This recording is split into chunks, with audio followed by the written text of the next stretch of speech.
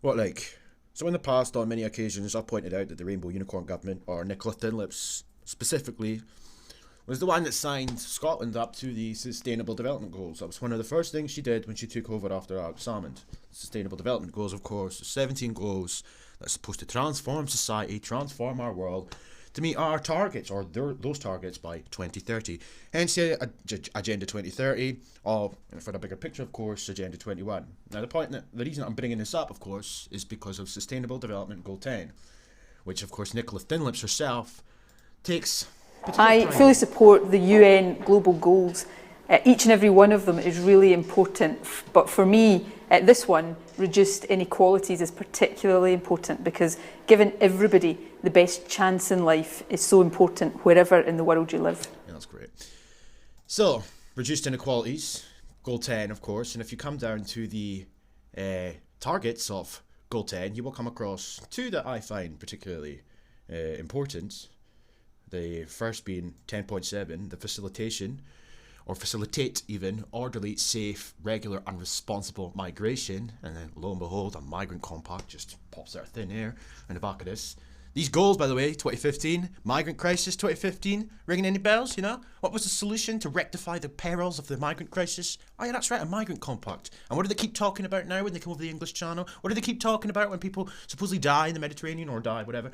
They say we need to facilitate safe and legal corridors for these people to get here. Even Priti Patel was talking about it not too long ago. For the ones coming over the English Channel, we need to safe and legal routes.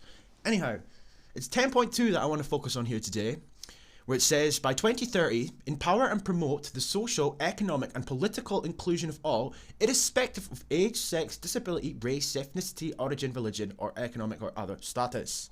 You know? And where we are seeing continual pushes, continual screeches, continual demands for more BAME representation in our parliament. And granted, on the one side, I see there's a bigger picture here. In my opinion anyway, I believe this is why this is happening. But that doesn't negate from the problems that it brings in its presence.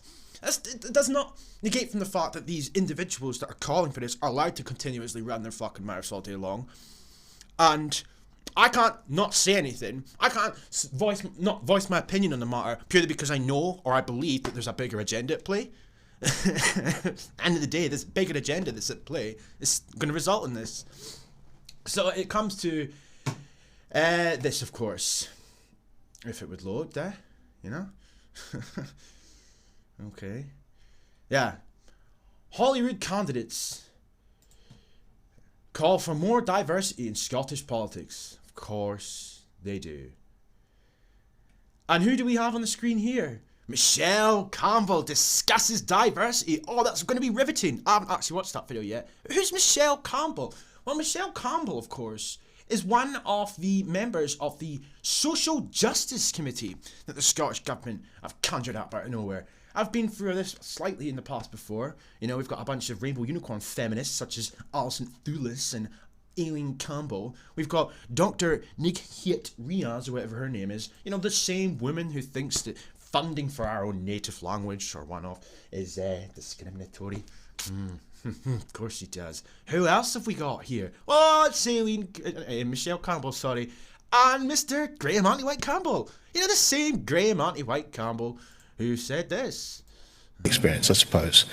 I'm very confident that the future of Scotland will be a very non-racial and anti-racist country, because we are grappling with rejecting an imperialist British viewpoint of what a nation is and what it can be. We're rejecting an ethnocentric definition of what that nation is.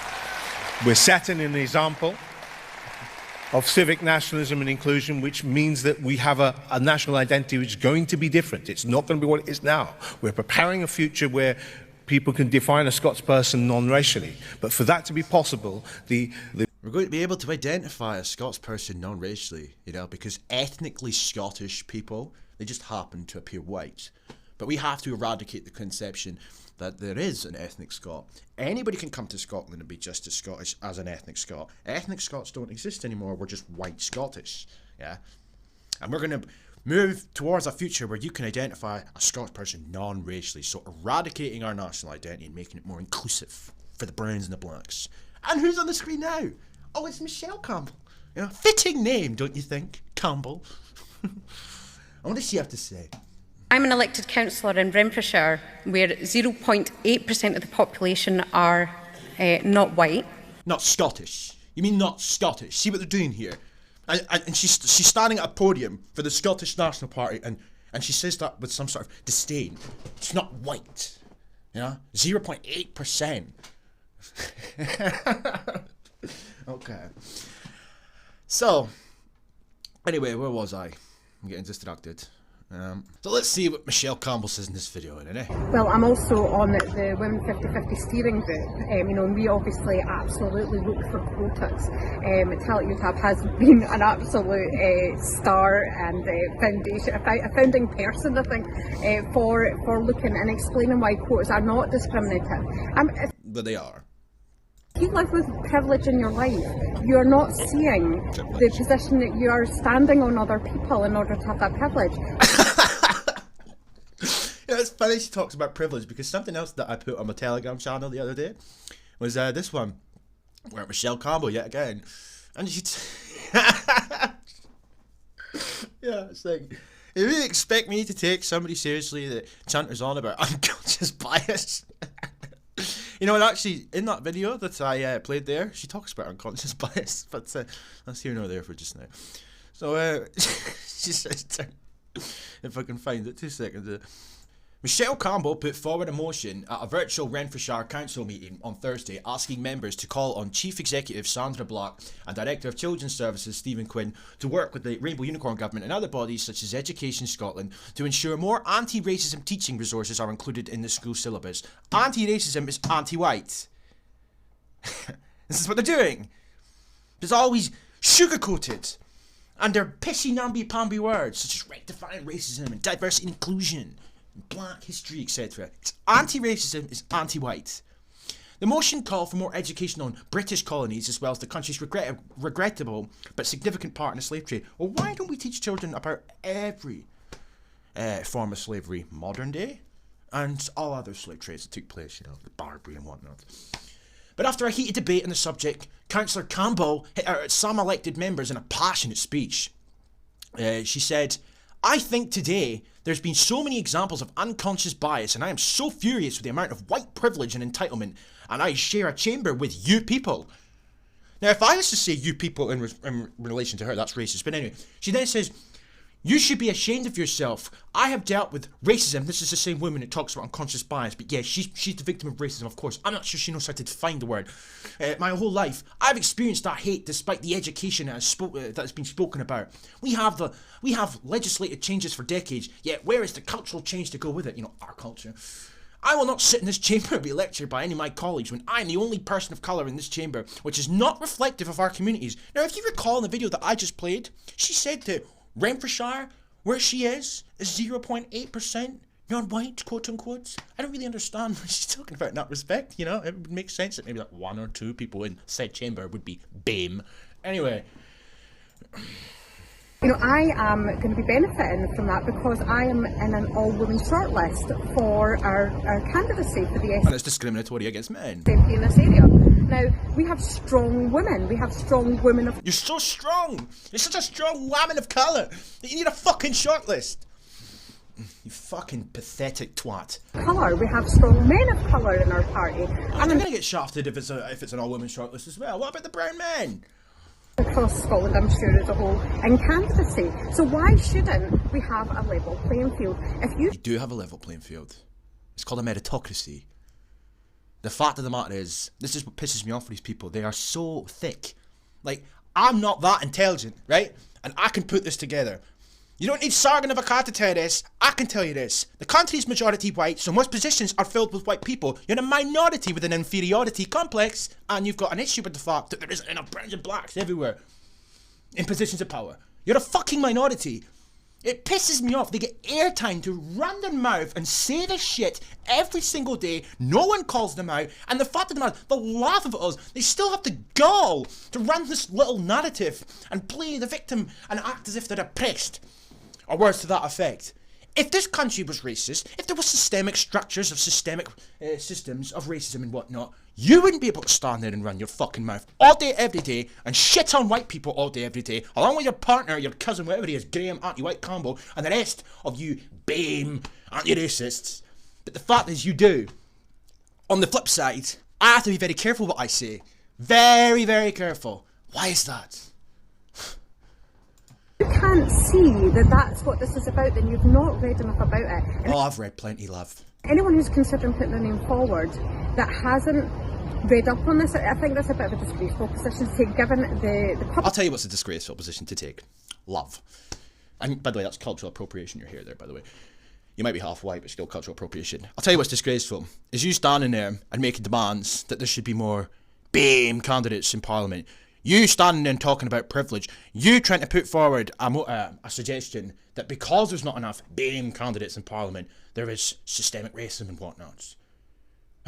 And you standing there and demanding 50-50 representation for women, etc. These are appalling positions to take, in my opinion.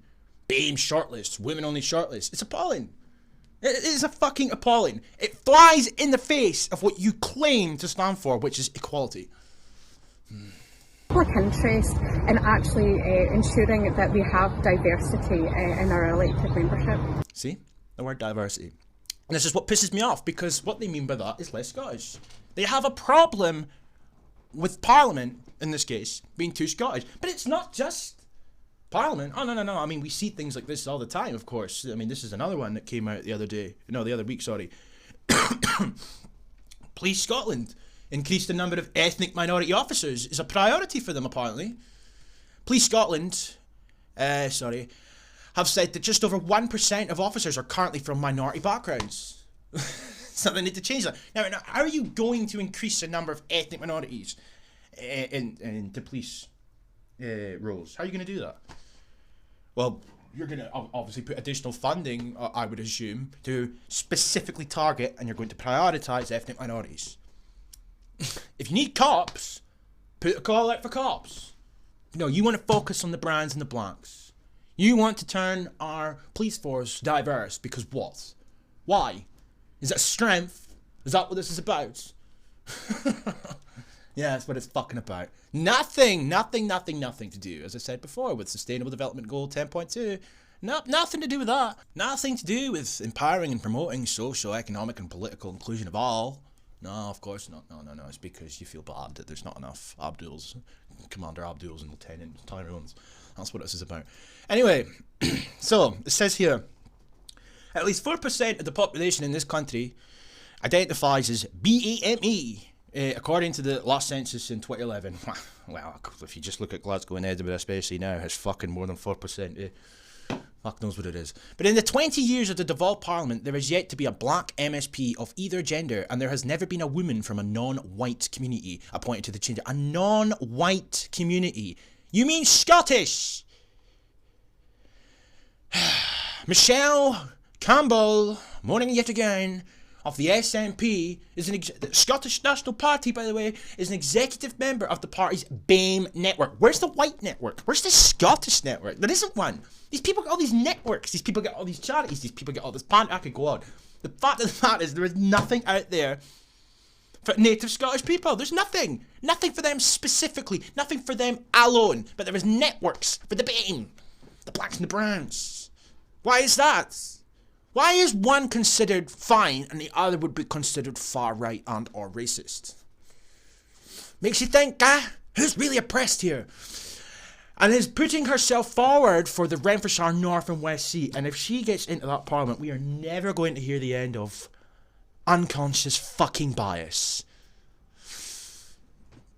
She sat on the local council for the past 3 years and believes now is the time for her to take to the seat of the disgraced former colleague Derek Mackay, who was still getting paid months after packing his books.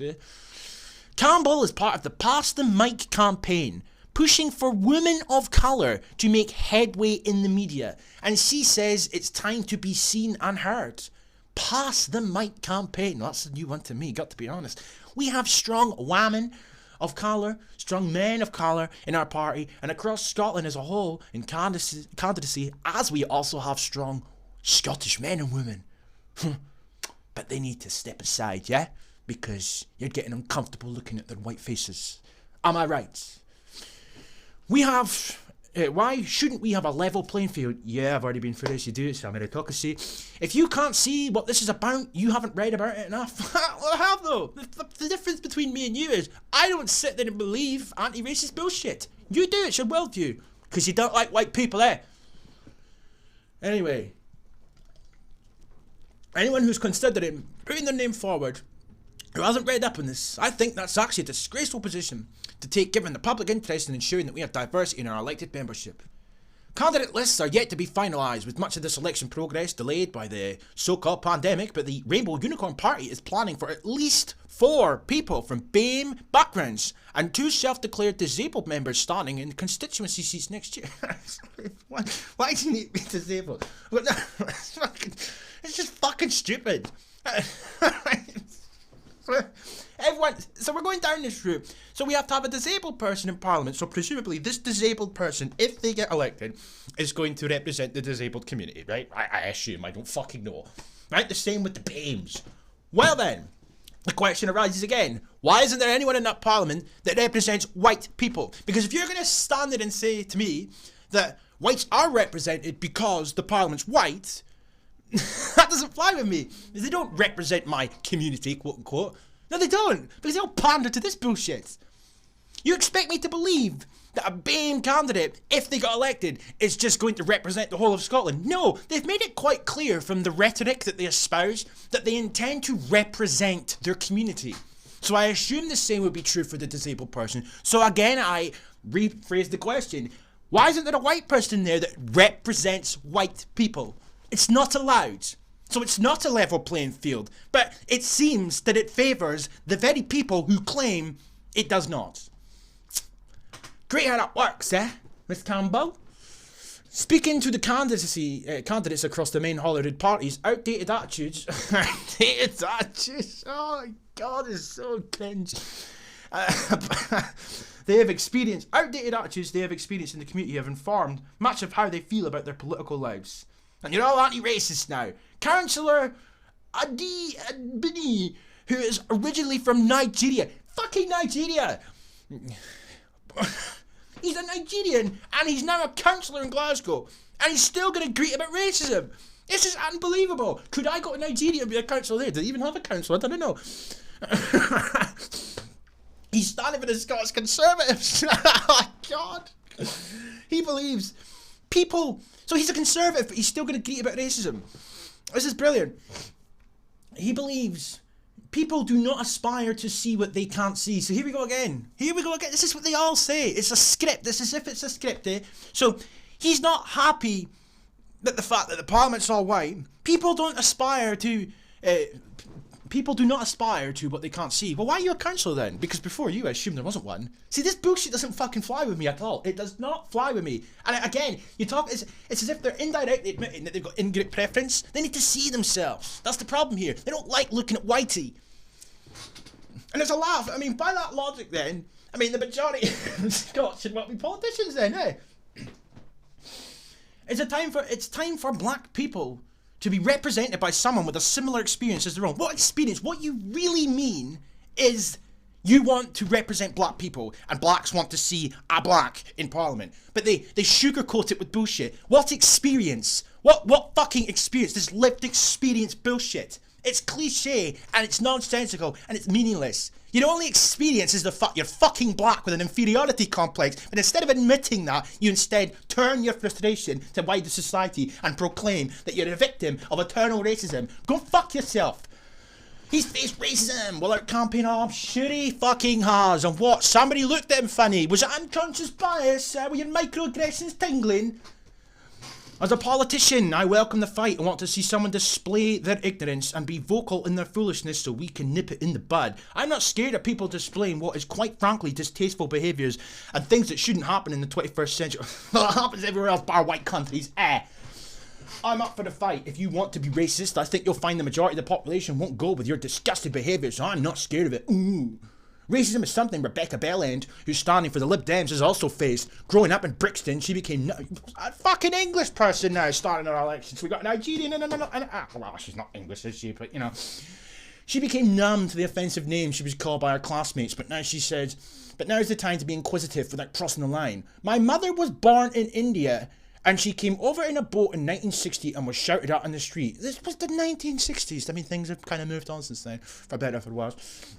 And that wasn't long ago. Yeah, well, it kind of was though, wasn't it? Because that was that time where, you know, well, and we're in the post-PC world where people think, oh, we're not racist, and I just don't understand how you can think that. Because they're not fucking racist, that's why. For better or for worse. When people say, where are you from? And I say London, sometimes they wrinkle their nose. That is rude. I don't know how to respond to that. So I say, oh, sorry, do you mean my genetic history? Well, you're not Scottish, pal, so you know. And I think what I find really rude is I would never ask them, like, oh, you're Scottish, but what are you? Were your family a clan? Well, they're Scottish still. They're ethnically Scottish. They're essentially indigenous to this land. You are not, and that's the problem. You are cut off from where you are originally from. You have an issue with that. You know, inferiority complex kicks in again and whatnots. Anyway, another who knows what it's like to feel difference is the Greens Nadia whatever, a single mum who's made Glasgow her home after leaving Burundi as a refugee. Oh, Jesus fucking Christ, man. I mean, so what are these people going to do if they get into Parliament? What are these people going to do when they get into Parliament? They're going to represent their own. That's all they're talking about. That's all they ever talk about. And this is the point here. This is a slow takeover of our Parliament, where it's going to be filled up slowly by anti-racist little arseholes who are going to represent their own and promote and push policies that shit on us. I'd never heard of Glasgow before I came, and people were around me were saying, don't go there, it's too cold, there are no black people, and I didn't know anything at all, so I accepted. Oh, of course you did, you know, what? That's riveting, that. And I wasn't alone. I realised there were other people from Burundi here, and I had no idea, so we formed a community. Oh, you formed a community, see how that works? You know, your little in-group preference work, you know, you're off in the same place, so you all cluster together. That's real integration, pal. One person who knows someone else, and then that's how you get to know people. When I was an asylum seeker, I wish there had been someone in Parliament to stand up for me, to make things better for me. Well, there's plenty in Parliament standing up for you, pal. They pander to you. That's all they seem to do in that Parliament, every single one of them. But the problem here is that they don't look like you, As the BLM movement continues to gather momentum, the BLM movement that gathered momentum of George Fentanyl and Floyd, this is pathetic. This is fucking pathetic. Scottish political parties say they are investing in diversity officers, and at least one has been seeking legal advice on how to ensure BAME representation on candidate lists, and ultimately on the benches of Scottish Parliament.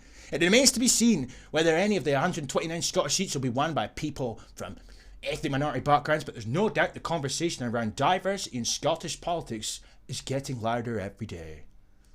Yeah. Yep. That's what it is, man. Yeah, Nicola Thinlips, you've got a lot to answer for, you thin-lipped boot. Peace.